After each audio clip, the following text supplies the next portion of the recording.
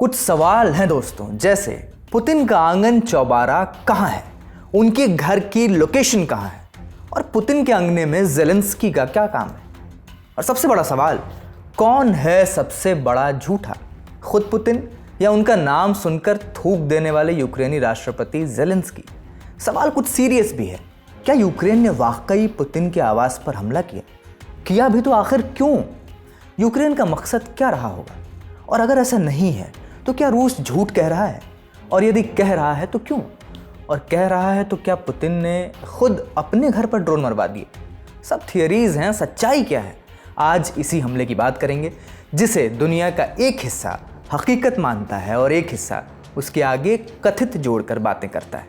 नमस्ते, मेरा नाम है अंकुर और आप देख रहे हैं ललन टॉप का अंतर्राष्ट्रीय प्रसंगों से जुड़ा रोजाना का कार्यक्रम दुनियादारी। Brought to you by Vari Solar and Sensodyne K. वारी रेडियंस सोलर किट, रूफटॉप में आने वाली हर मुश्किल का जवाब। Sensodent toothpaste for sensitive teeth. 29 दिसंबर को रूस के विदेश मंत्री सर्गेई लावरोव ने एक बड़ा दावा किया। कहा कि 28-29 दिसंबर की दरमियानी रात यूक्रेन ने रूसी राष्ट्रपति पुतिन के स्टेट रेजिडेंस को निशाना बनाया और लंबी दूरी के 91 ड्रोन दागे। लावरोव ने यह भी कहा कि रूस के एयर डिफेंस सिस्टम ने इन सभी ड्रोन्स को हवा में ही मार गिराया। हमले में जान माल का कोई नुकसान नहीं हुआ। लेकिन यह हमला हुआ कहां था? नक्शा देखिए। उत्तर पश्चिमी रूस में नोवगोरोद ओब्लास्ट नाम की एक जगह है। यहाँ एक झील है जिसका नाम है वोल्दाई। इसी नाम का एक नेशनल पार्क भी है। अब इसी वोल्दाई नेशनल पार्क के भीतर करीब 40 हेक्टेयर में फैली एक प्रॉपर्टी है, जहाँ दिन के हर वक्त कड़ी सुरक्षा रहती है। इस प्रॉपर्टी में बने घर के 3 तरफ झील का पानी है और चौथी तरफ ऊंची बाड़ लगी है, जिससे यहाँ पहुंच बेहद सीमित रहती है। इस लग्जरी प्रॉपर्टी की जानकारी पहली बार साल 2021 में पुतिन के विरोधी अलेक्सी नवल्नी और उनके साथियों ने लीक की थी। उनका कहना था, आरोप था कि सरकारी पैसों का उपयोग करके इस प्रॉपर्टी को पुतिन के दोस्त से लीज पर लिया गया, फिर इसमें बड़े स्तर पर मरम्मत और बदलाव कराए गए। फरवरी 2022 में जब रूस ने यूक्रेन पर हमला किया तो पुतिन इस वोल्दाई वाले ठिकाने को ज्यादा इस्तेमाल करने लगे। इसकी एक बड़ी वजह थी इसकी भौगोलिक स्थिति। ये घर 2 झीलों के बीच एक पेनिनसुला पर बसा है, जिससे ड्रोन या मिसाइल से इसे निशाना बनाना मुश्किल हो जाता है। माना जाता है कि इसकी सुरक्षा बेहद सख्त है। 2024 की सैटेलाइट तस्वीरों में यह भी सामने आया कि लेक वोल्दाई के आसपास कम से कम 12 पैंटसिर-S1 एयर डिफेंस सिस्टम तैनात किए गए हैं। ये सिस्टम यूक्रेन की ओर से रूस के अंदर बढ़ते हमलों के बीच लगाए गए थे। खबरों की माने तो यूक्रेन ने इसी ठिकाने पर ड्रोन से हमला कर दिया था। इस कथित हमले के बाद रूस में गुस्सा है। विदेश मंत्री लावरोव ने जवाबी कार्रवाई करने की धमकी दी है। कहा है, रूसी सेना ने इसके लिए टारगेट्स भी तय कर लिए हैं। ये स्टेट टेररिज्म है और इन हरकतों का सही जवाब दिया जाएगा। यह हमला उसी वक्त हुआ जब यूक्रेन युद्ध को रोकने के लिए संभावित शांति समझौते पर बातचीत चल रही थी। अब मॉस्को अपनी पोजीशन पर दोबारा सोच विचार जरूर करेगा, ऐसा सर्गेई लावरोव का कहना है। हालांकि उन्होंने ये भी कहा कि रूस अमेरिका के साथ साथ पीस प्लान पर बातचीत से पीछे नहीं हट रहा है। रूस के आरोपों का यूक्रेन से जवाब भी आया। ज़ेलेंस्की ने पुतिन के घर पर ड्रोन हमले के रूस के दावे को खारिज कर दिया। ज़ेलेंस्की ने एक्स पर एक पोस्ट में लिखा, रूस एक बार फिर खतरनाक बयानबाजी कर रहा है ताकि ट्रंप की टीम के साथ चल रही शांति बातचीत को कमजोर किया जा सके। पुतिन के कथित रेजिडेंस पर हमले की कहानी पूरी तरह मनगढ़ंत है, ऐसा ज़ेलेंस्की ने कहा। ज़ेलेंस्की ने दुनिया से अपील की कि वो इस मामले में चुप न रहे, तर्क ये कि इस बहाने रूस शांति प्रक्रिया को कमजोर करने की मंशा रखता है। यूक्रेन के विदेश मंत्री आंद्री सिबिहा ने भी ज़ेलेंस्की की बात का समर्थन किया। कहा कि ऐसे बयान शांति प्रक्रिया को पटरी से उतारने की कोशिश है। लेकिन बात यह भी है कि आग रूस और यूक्रेन के बीच लगी थी, लेकिन आज वॉशिंगटन भी पहुंच चुकी थी। पुतिन के घर पर हमले को लेकर एक बयान यूएस प्रेसिडेंट डोनाल्ड ट्रंप ने भी दिया। कहा, पुतिन ने खुद उन्हें फ़ोन करके इस हमले के बारे में बताया। वे ये सुनकर बेहद गुस्से में हैं। मैं ऐसा नहीं चाहता था क्योंकि अभी हालात बहुत नाजुक हैं। यह सही समय नहीं है। जवाबी कार्रवाई करना एक बात होती है जब सामने वाला हमला करे, लेकिन किसी के घर पर हमला करना अलग बात है। यह बिल्कुल सही समय नहीं है। ऐसा नहीं करना चाहिए। मुझे इसके बारे में आज खुद राष्ट्रपति पुतिन से पता चला और मैं इसे सुनकर बहुत गुस्से में था। पुतिन के घर पर हमले की रिपोर्ट्स पर भारत के प्रधानमंत्री नरेंद्र मोदी ने भी चिंता जताई है। उन्होंने एक्स पर लिखा, हम गहरी चिंता जताते हैं। हम सभी पक्षों से अपील करते हैं कि वे इन पर ध्यान बनाए रखें। ऐसे किसी भी कदम से बचें जो शांति प्रक्रिया को कमजोर कर सकता हो। ऐसा ही कुछ बयान चीन की तरफ से भी आया है, लेकिन सारी बात असली नकली पर आकर टिक गई है। किसका दावा असली, किसका दावा नकली?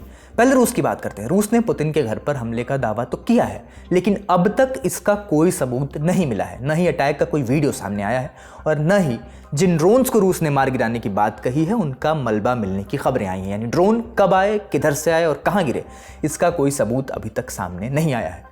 पुतिन के घर पर हमले की खबर की टाइमिंग भी दिलचस्प है। 28 दिसंबर को ट्रंप ने फ्लोरिडा में मौजूद अपने घर मारालागो पर ज़ेलेंस्की से मीटिंग की थी। इसमें पीस प्लान पर एक डिटेल्ड डिस्कशन हुआ था। मीटिंग के बाद ट्रंप ने कहा कि वे समझौते के बेहद करीब हैं। 90% काम पूरा हो चुका है, सिर्फ कुछ पेचीदा हिस्सों पर सहमति बाकी है। वहीं ज़ेलेंस्की ने बताया था कि ट्रंप ने यूक्रेन को 15 बरस की सिक्योरिटी गारंटी देने की भी बात कही है। इसके अगले ही दिन पुतिन के घर पर हमले की खबर आई। रूस ने दावा किया। अमेरिकी अखबार द वॉल स्ट्रीट जर्नल ने लिखा, पुतिन के घर पर कथित ड्रोन हमले की कहानी का मकसद ट्रंप और ज़ेलेंस्की के बीच बढ़ती नज़दीकी को नुकसान पहुंचाना हो सकता है। अखबार ने institute for the study of war की विश्लेषक ग्रेस मैप्स के हवाले से लिखा, जब यूक्रेन रूस के अंदर गहरे हमले करता है यानी डीप स्ट्राइक्स करता है तो आमतौर पर उसके स्पष्ट संकेत दिखाई देते हैं, लेकिन पुतिन के घर को निशाना बनाए जाने वाले कथित हमले में अब तक ऐसा कुछ भी सामने नहीं आया है। ऐसा ही कुछ सवाल रिपोर्टर्स ने ट्रंप से भी किया था। पूछा गया कि क्या अमेरिकी खुफिया एजेंसियों को हमले के कोई सबूत मिले हैं या फिर ये दावे झूठे भी हो सकते हैं। इस पर ट्रंप ने इससे इनकार नहीं किया। उन्होंने कहा कि अमेरिकी इंटेलिजेंस एजेंसी इसकी जांच करेगी। अब आप देखिए, सबूत नहीं आरोप बराबर। तो क्या सच में हमला हुआ या हुआ ही नहीं? इस सब में किसी की कूटनीतिक चाल हो सकती है। जानकारों को सुनते हैं। रिपोर्ट्स आए हैं उसमें लावरोव ने बोला है, पुतिन ने बोला है, उसके बाद ट्रंप ने भी इसकी बात की है। ट्रंप ने भी एक चिंता जताई है इस बात को लेके। तो इसका मतलब है कि कहीं ना कहीं ये सीरियस इशू है और हमला निश्चित रूप से हुआ है। यह जरूर है कि रशिया हर एक चीज़ में एविडेंस प्रोवाइड करने की कोशिश नहीं करता है और अगर करता भी है तो उसको पश्चिमी मीडिया एविडेंस नहीं मानेगा। तो इसलिए मीडिया के भरोसे रशिया चलता भी नहीं है।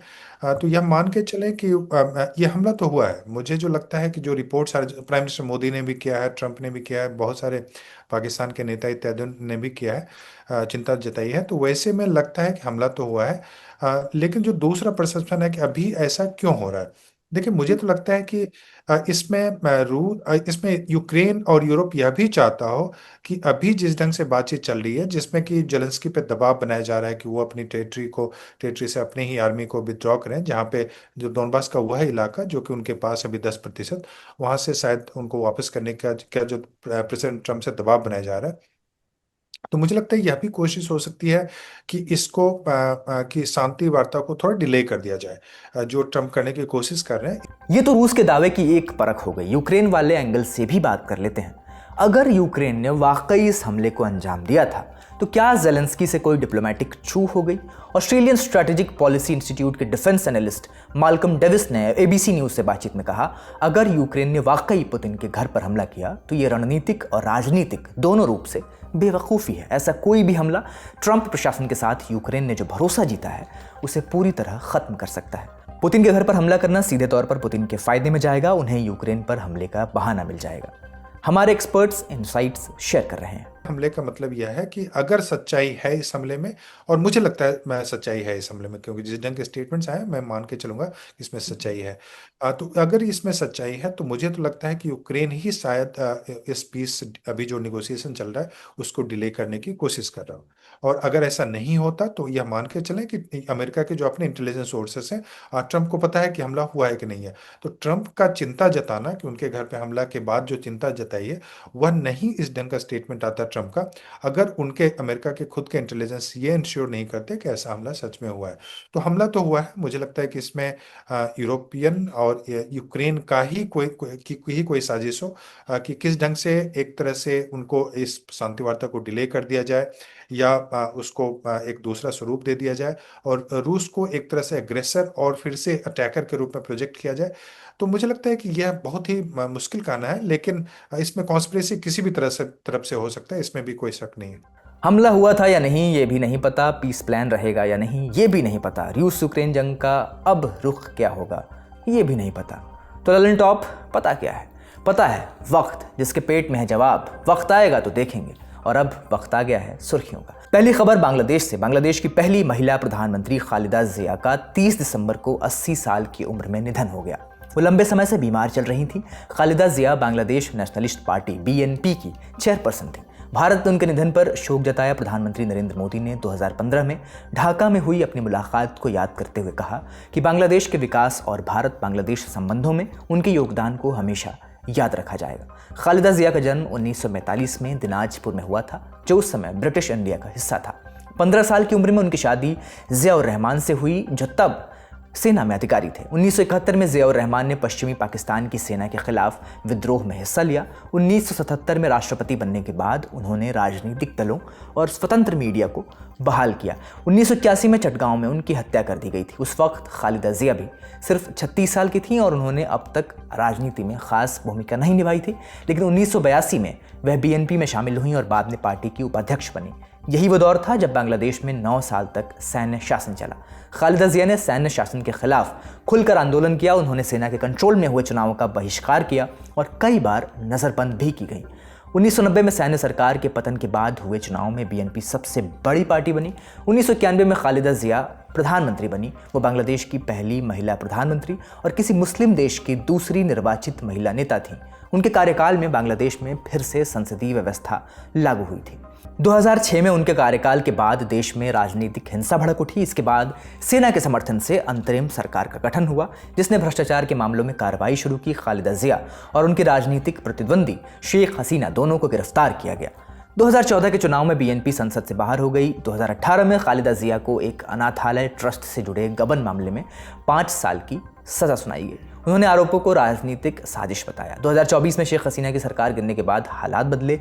हसीना भारत चली गईं और अंतरिम सरकार ने खालिदा जिया को रिहा किया तथा उनके बैंक खाते बहाल किए। तब तक वह लिवर सिरोसिस और किडनी की गंभीर बीमारी से जूझ रही थीं। जनवरी 2025 में इलाज के लिए उन्हें लंदन जाने की इजाज़त दी गई। 30 दिसंबर की सुबह ढाका में उनका निधन हो गया। भारत को लेकर खालिदा जिया का रुख लंबे समय तक सख्त और टकराव वाला रहा। वे कहती थीं कि बांग्लादेश की संप्रभुता और सुरक्षा सबसे ऊपर है। प्रधानमंत्री रहते हुए उन्होंने भारत को बांग्लादेश के रास्ते पूर्वोत्तर राज्यों तक पहुंच देने का विरोध किया। वो 1972 की भारत बांग्लादेश मैत्री संधि को आगे बढ़ाने के खिलाफ थीं। 2018 में उन्होंने कहा था कि बांग्लादेश को भारत का राज्य नहीं बनने दिया जाएगा। हालांकि 2012 के बाद दोनों देशों के रिश्तों में कुछ नरमी आई थी। तब भारत दौरे के वक्त उन्होंने भरोसा दिलाया था कि BNP की सरकार आने पर भारत विरोधी आतंकी गतिविधियों को बांग्लादेश की ज़मीन से नहीं होने दिया जाएगा। अब अगली सुर्खी। मिडिल ईस्ट में एक नई दरार खुलती दिख रही है और इस बार मामला सिर्फ यमन का नहीं, खाड़ी के 2 सबसे ताकतवर राजशाहियों के आमने सामने आने का। एक तरफ सऊदी अरब और दूसरी तरफ UAE। 30 दिसंबर की सुबह सऊदी अरब ने यमन के मुकल्ला पोर्ट पर हवाई हमला किया। सऊदी अरब का दावा है कि यहाँ 2 जहाज़ों से हथियार और सैन्य वाहन उतारे जा रहे थे। ये जहाज़ UAE के फुजैरा पोर्ट से आए थे और इनके ट्रैकिंग सिस्टम बंद थे। सऊदी अरब का कहना है कि ये हथियार सदर्न ट्रांजिशनल काउंसिल यानी STC को दिए जा रहे थे। STC एक सशस्त्र अलगाववादी संगठन है जिसे UAE का समर्थन माना जाता है। इसका मकसद यमन को उत्तर और दक्षिण में बांटना और दक्षिणी यमन में अलग सरकार बनाना है। सऊदी अरब के मुताबिक ये हथियार शांति और स्थिरता के लिए खतरा बन सकते थे, इसीलिए वायुसेना ने एक सीमित हवाई हमला किया। सऊदी ने यह भी कहा कि हमला रात में किया गया ताकि आम नागरिकों को नुकसान न पहुंचे। इस पूरे घटनाक्रम पर UAE की तरफ से अब तक कोई आधिकारिक प्रतिक्रिया नहीं आई है। दरअसल पिछले 10 साल से सऊदी अरब UAE यमन में हूती विद्रोहियों के खिलाफ साथ लड़ रहे हैं, लेकिन जमीन पर दोनों अलग अलग गुटों का समर्थन करते हैं। यही मतभेद अब खुलकर सामने भी आ रहे हैं। मुकल्ला पर हमले के बाद यमन सरकार ने बड़ा कदम उठा लिया है। यमन ने UAE के साथ किया गया रक्षा समझौता रद्द कर दिया है। यमन की प्रेसिडेंशियल लीडरशिप काउंसिल के प्रमुख रशद अल अलीमी ने ऐलान किया है कि यमन में मौजूद UAE के सेनाओं को 24 घंटे के भीतर देश छोड़ना होगा। सरकार ने ज़मीन, हवा और समुद्र में 72 घंटे की नाकाबंदी और 90 दिनों के लिए इमरजेंसी लागू करने का भी फैसला लिया है। हालांकि अल अलीमी ने अलगाववादी गुटों के खिलाफ कार्रवाई को लेकर सऊदी अरब की तारीफ भी की। उनका कहना है कि ये कदम यमन की संप्रभुता और क्षेत्रीय स्थिरता के हित में है। अब चलते हैं अमेरिका के पड़ोस में, लैटिन अमेरिका में वेनेजुएला। साल खत्म होते होते ट्रंप ने वेनेजुएला की जमीन के भीतर कार्रवाई शुरू करवा दी है।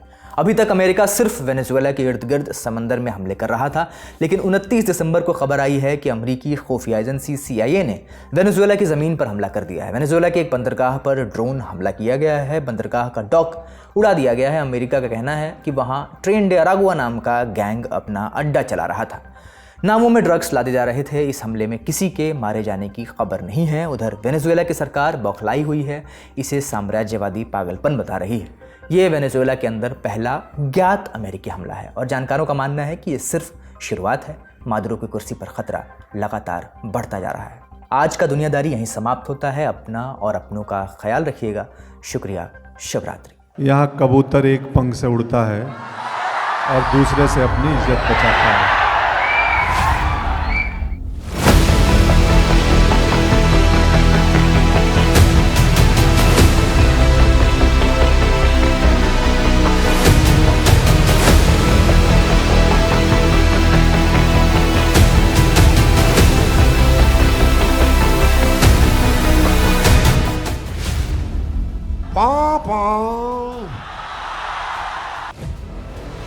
रील नहीं, बिहार वाली रियल वाइब्स चाहिए तो 10 जनवरी को आइए बापू सभागार पटना, जहां सजेगा लल्लन टॉप अड्डा।